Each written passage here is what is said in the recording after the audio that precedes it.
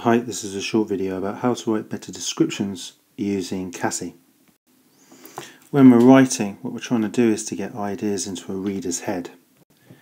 And when we're writing descriptively, we're trying to get a reader to really feel what it's like to be a particular character, or to understand very clearly what you want them to understand.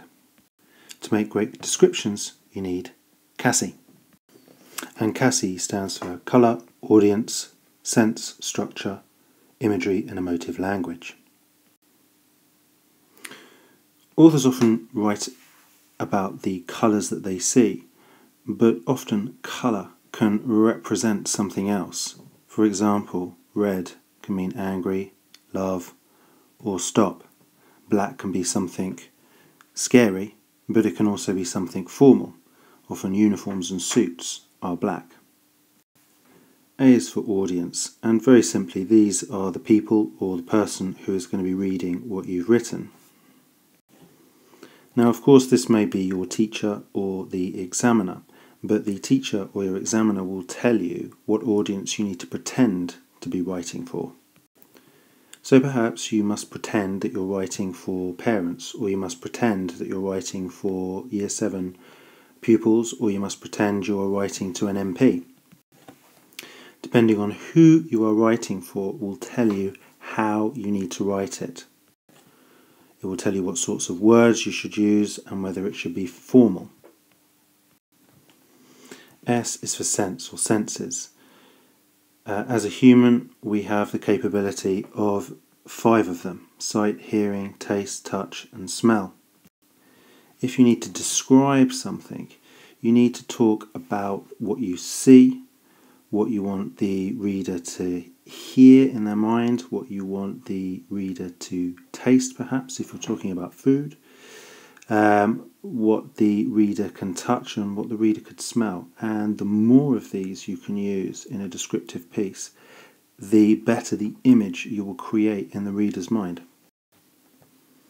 Good descriptions, like all good writing, need to have decent sentence structures. When we first learnt how to write, we would use very simple sentences, short sentences.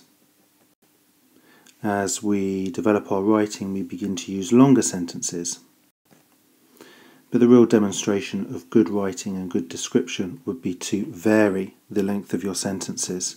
Try to use long ones, short ones, medium ones, and to get A's and B's, or levels 7 and 8, you really need to be able to use those sentence lengths for a particular effect. Creating descriptions is about creating images in a reader's mind, and imagery is specifically about that, particularly using similes or metaphors. Similes are where you use sentences that include the word as or like. And they will compare one thing to another. For example, he was as fat as an elephant. Metaphors, on the other hand, tell you that something literally is something else. So here the sun is a blood-red disc. Emotive language, again, requires another difficult English writing skill, that of using more sophisticated vocabulary.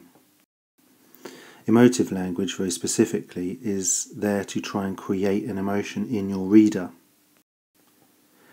And the best way to achieve better vocabulary and more emotive vocabulary is use a thesaurus.